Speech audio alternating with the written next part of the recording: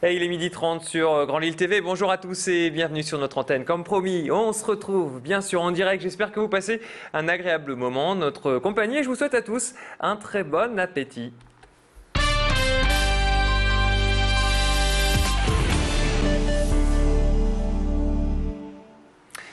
Et on démarre avec du foot et cette bonne nouvelle pour le LOSC. Ça y est, Lille a trouvé son troisième attaquant de la saison.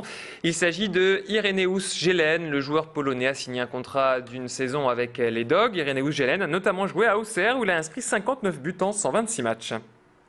Le LOSC pourrait également officialiser l'arrivée de Joe Cole pour la saison. Il s'agirait d'un prêt de Liverpool au club nordiste. Il ne reste que quelques heures à Lille pour boucler son recrutement. Le mercato se refermant ce soir à minuit. Je vous rappelle que le Sud-Coréen Cho Young-park a fait faux bond ce week-end à Lille, préférant rejoindre Arsenal en Angleterre. Et d'ailleurs, donc, on sera en direct d'ici 1 heure depuis le domaine de Luchin pour une conférence de presse. Donc, on rejoindra nos reporters Juliane Antoine et Pierre Beauvillain. En sport toujours et en tennis, cette belle performance de Pauline Parmentier à l'US Open. La nordiste s'est qualifiée hier lors du tournoi de Flushing Meadows en battant la Slovaque Daniela Hantuchová, tête de série numéro 21, 6-2, 6-3. Au deuxième tour, la Kukoise affrontera l'Ouzbek Akgul Amanmuradova, 118e mondiale. J-5 avant la rentrée des classes, lundi, la cloche va sonner la fin des vacances pour des milliers de petits écoliers de la métropole. Et cette année, la rentrée s'annonce sous haute tension. Hier, la FSU a organisé une conférence de presse pour dénoncer à nouveau les 16 000 suppressions de postes au niveau national. On vous en a beaucoup parlé ces derniers mois. L'Académie de Lille est l'une des plus touchées cette rentrée par les restrictions. Et dans les collèges, lycées, mais également dans les écoles primaires et maternelles.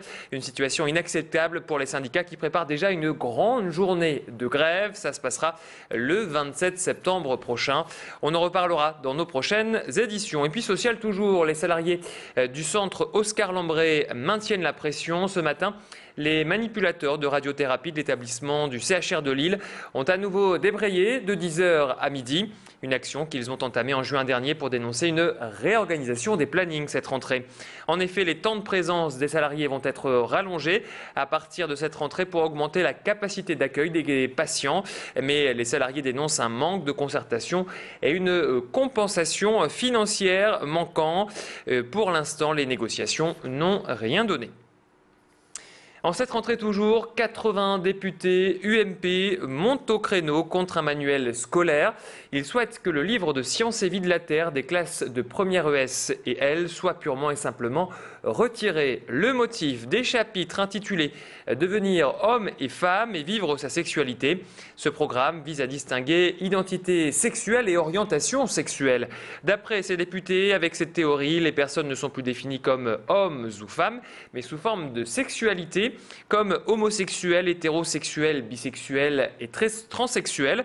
Les élus dénoncent une théorie philosophique et sociologique qui n'est pas scientifique. Parmi les signataires, on retrouve le député du Nord, Christian Lanès, qui était l'invité ce matin d'Adrien Lanois. On pourra l'écouter dans nos prochaines éditions. De son côté, le PS dénonce la censure de manuels scolaires abordant la théorie du genre par les députés UMP. Alors on revient au sport avec la métropole qui est base de préparation pour les JO 2012. Depuis hier, c'est l'équipe de France de volleyball qui s'entraîne à la salle du Mortier de Tourcoing et au Palacium de Villeneuve-d'Ascq. Car dès vendredi, un tournoi international va s'y dérouler. Pendant ces 3 jours, les Bleus affronteront les équipes nationales de Bulgarie, Slovénie et Turquie. Un tournoi qualificatif pour les JO qui se dérouleront dans moins d'1 an à Londres. Et s'entraîner dans la métropole représente un lieu stratégique pour ces prochains JO.